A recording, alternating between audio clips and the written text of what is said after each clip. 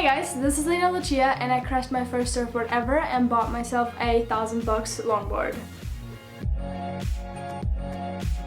Okay, so I'd say let's start with the story time. I will leave some timestamps in the description below so you guys can just skip to the part what you want to see of like the longboard, some footage, the wax process, everything that you are interested in. But we are going to start with the story time. So what actually happened when I crashed my board and why did I decide to get a $1,000 or actually €1,000, which is even more, longboard. Okay, so in August, you guys saw that video. I will include it here somewhere on the screen or also on the icon. I never know which side it is on, so also on the icon right there or in the description down below. I bought myself my first surfboard ever. It was a beautiful 7'4" mid-length. It was perfect for beginner and perfect for like the beginner to intermediate state that I am at right now. It was a perfect mint color, which is one of my favorite colors, and you guys can watch that video if you are interested in what the board really looked like, how it was buying it, where I got it from. But yeah, that was my baby. It was absolutely amazing. I loved it so much. Because of that, obviously I also took it to Portugal because we were going on a surf trip to Portugal. I also have some videos for that, so I will also include them here now. I had so much fun with it. I was finally getting accustomed to one board because previously I always had to borrow a board, so I could never really accomplish that board just yet, because if you switch, obviously like there's so many factors when you're surfing that just change. Like every wave is different, every spot is different, every time is also different when you're surf, and obviously also your condition is different every time. And then there's this one constant, which is your board, obviously, and if you also switch that around, then it becomes really difficult to actually just ride a good wave to get into it. That's just really difficult. So I thought, yeah man, finally I have my own board. Now I can really get accustomed to that board and try to master it, to surf it pretty well. And then big waves in Arifana happened. So we were in Arifana in Portugal, which is like the most southern point on the west coast, which is an absolutely amazing space. It's very international. It's really nice. I also filmed our day in our van life there, so definitely watch that video if you have not already. It's an amazing video. I'm so proud of it. We actually worked so hard on it. The waves were actually perfect for longboarding, but like I didn't have my longboard at that point. So how it came that my board crashed, because I promised you guys the full story in my last video. It's also actually on my Instagram, which is at LenaLuciia. I will have on the screen as well if you guys want to watch that when it happened, basically. So what happened is we were in Arifana. It was the biggest day so far. It was 7 feet, which is around 2.5 meters, I'd say. I was actually a bit afraid to go in, and I finally was convinced by Luz to actually get in. And that day I also had my biggest wave yet, which was absolutely amazing. It was actually huge. It was, as I said, like one of those 7 feet waves that were rolling in, and I was so afraid to like start paddling and do everything, but somehow I managed, and it was actually amazing. It was not really chill surfing, and I don't think I'm gonna go into big waves anytime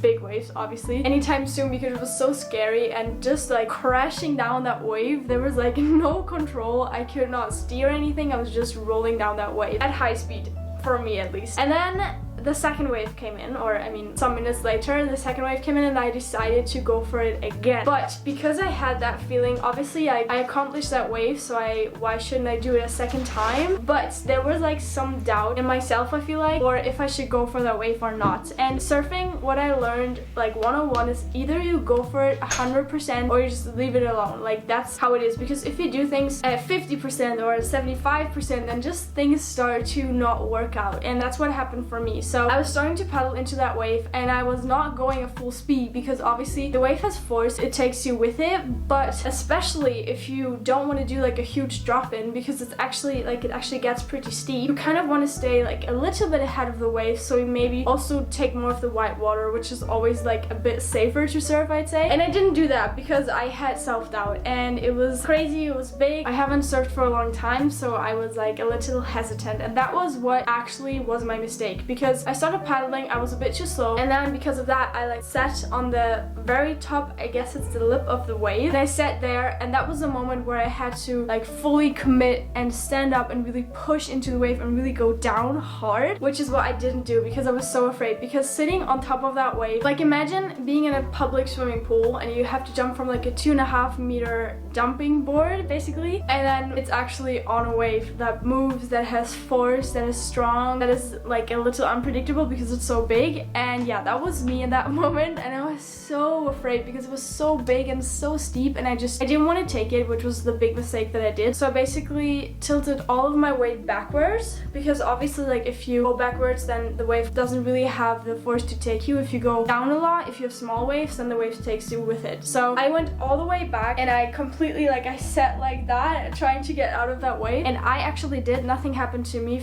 thank God, like fingers crossed. That was, knock on wood, really good. But my board was completely taken with it because obviously the waves comes like that, like that's the part you surf, and then I was like right here, my board was down there. I was getting out of that wave but my board wasn't, so it was being dragged with it. And I guess, I don't know, because I don't know what exactly happened, but I guess that the wave just came and like basically broke onto my board. And like you can imagine, if a 2.5 foot wave breaks a longboard like you do a twig, that's pretty crazy. So what basically happened, and I came out of that wave, it washed me completely onto the beach. I stood up and I was like, okay, that was crazy. And then I pulled on my leash to get my surfboard back, and only half of it came back to me, and I lost my shit. Honestly, it was so bad for me. I started screaming. I was in the water still. I was like, oh my god, fuck, what happened? Oh my god, where's my board? Like I almost started laughing, crying. And then I went back to the beach because we were actually with a friend of mine from university, and he stood there on the beach holding the second part of my surfboard, and I was just like, no, this did not happen. And then I ran back to the beach. I retrieved my second part of my surfboard, and I just started laughing, crying. I was so hysterical. Like I've never been hysterical my whole life, but this was crazy. You have to imagine the scene. Like I was on the beach just coming out from the surf session, huge waves, which was just hectic in itself, and then standing there with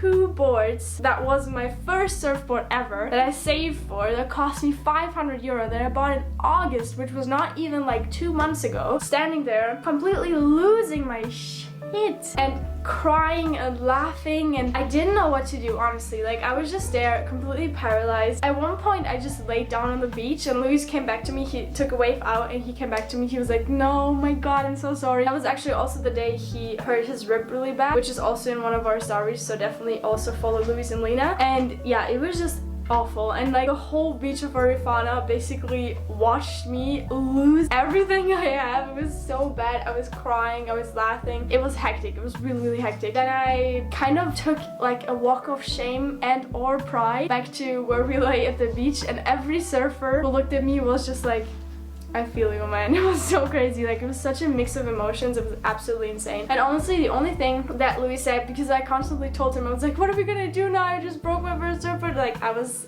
done. And the only thing that he said that really helped, actually, which is so absurd, is that he just said like, relax, we are gonna buy you a new favorite toy. Which obviously is not like, it's not the best way to look at it, because like it's very consumeristic and it's very like fast paced. Like yeah, you crashed one, then we're just gonna buy a new one. But that's literally the only thing that helped. I was like, okay, we're gonna get a new one, And yeah, that's the story of how my first surfboard broke after 2 months of surfing it.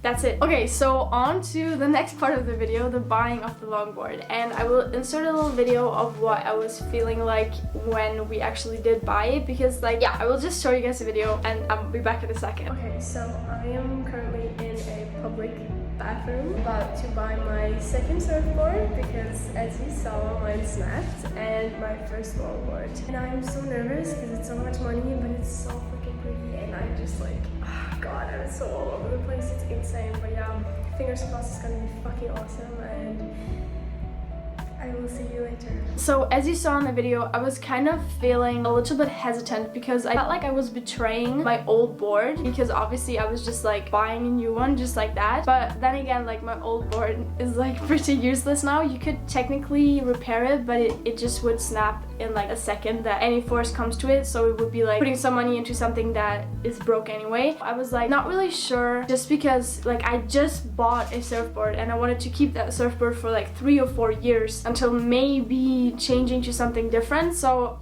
I was just not really ready for that decision just yet. But honestly, renting a board would not have been an option because we are planning on lots more surf trips, and I would just have spent some money that would have been wasted, because obviously sooner or later I would have bought myself a new board anyway, so I might as well just do it sooner, save some money on the rents, and then just get accustomed to my new board, you know what I mean? Then we started looking at surf shops, and we wanted to go up north actually, so we looked a lot around Ericeira where we would get some surfboards. But actually I'm so glad that in the end we did not buy my longboard there, because Ericeira and Peniche is very much proper surfing in a way that there's lots of pros there, and there's lots of people that surf really well, and lots of people who surf well surf shortboards. And this is actually the direction that I wanted to go into first, because I just thought like, yeah, shortboarding is cool, like it's fun, it's awesome, let's just do that. But I'm actually now pretty glad that I'm not going for shortboards anymore, but I'm going for longboards. And also because Luis actually showed me Endless Summer, which is like a really old school surf movie. I think it's from the 70s, and they only had like huge longboards because it was only all about fun. It was not about performance, it was just about having a good time, spending time with your friends, spending time in the ocean. And that's what really helped me to go for a longboard too, because like it's just a way more chill way of riding. We actually first went to Algesur, which is like the next small town next to Arifana, and we found my surfboard there. Thank God that we did not buy it, because as I said in Ericeira, there really was not a nice longboard at all, because longboards are mostly handmade, because you just can't really buy longboards from the rig. There's lots of shortboards that just get produced like that, and they all look the same, and like they're all just about performance, and that's not the same with the longboard. They are handmade, they are built from a shaper, so they are definitely more expensive, but also, I don't know, I feel like they're more loved, you know? There's just more love in the board if it's made from somebody who thought about it, who designed it, who thought about the colors, about the riding style. Is it a nose ride? Is it not? Is it broader? Is it smaller? Like there's just a lot more thought that goes into it. So yeah, we went to Algesur and we found my board there. It is 9'2", which is almost 270 meters tall, so it's pretty long, but it's actually like, obviously it's a longboard, it's actually a pretty nice length, because I kind of found that you can still turn it, like you can still do a bottom turn, you can still do some cross steps on it. It's pretty broad as well. I can easily paddle, and I can also hold it just like that, but it's just very stable, which is really nice, especially now that as a not pro surfer, it's like an absolutely perfect board. And it has this old school look, like it has this wrapping around, as you see in the video. It's so nice. It has this nice peach color, which I absolutely love. It's so cute. And honestly, my highlight is the Live Stoke down at the bottom.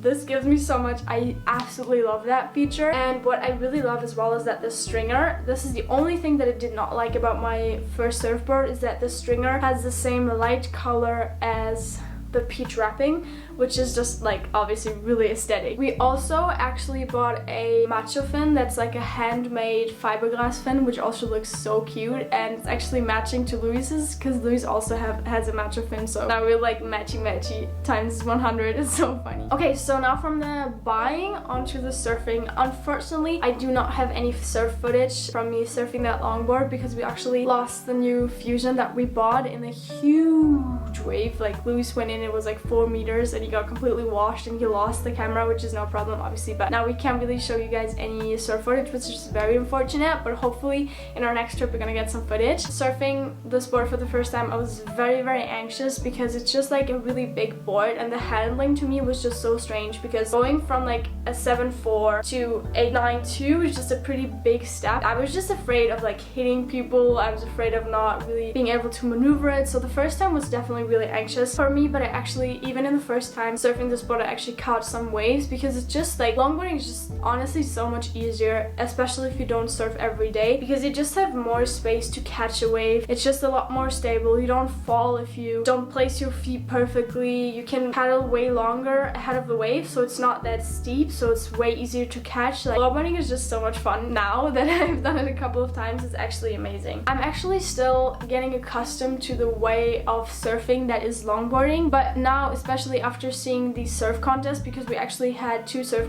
contests while we were in Portugal and in France, which we watched, and obviously it's so cool to watch and it's like so interesting, but the moves that they do, like it's just so rapid and so fast paced and so all about performance that I actually really moved away from shortboarding, and I don't think it's that nice anymore, at least for me, because it's just not really like a chill vibe. Like if I go in the water, obviously I also want to like perform, catch some waves, but mainly I want to have fun and I want to enjoy my time and I want to be with the ocean and connect and enjoy the sun and just enjoy the people around me. With a shortboard, it's just a lot about performance and about like rapid cuts and airs and everything, and I don't know, it's just a bit too hectic honestly, and it's not really the thing that I connect with surfing as being like a chill but obviously still high performance activity, if you know what I mean. So I'm really growing onto longboarding now. But actually rule number 1 is definitely now no steep waves anymore for me, because actually nose diving this thing is pretty crazy because it's so long that it really like just flips you all the way, and also like you just need to be a bit more careful about who's around you because it's like a really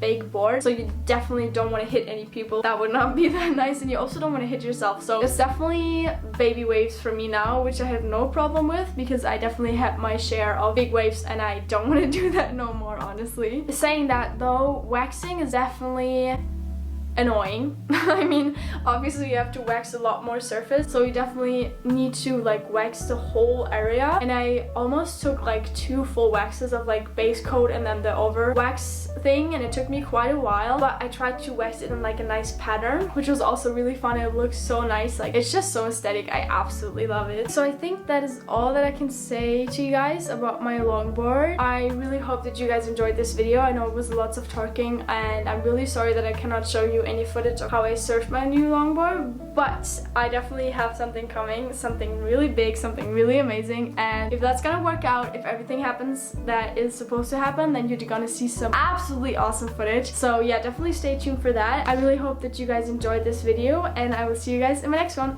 Bye bye!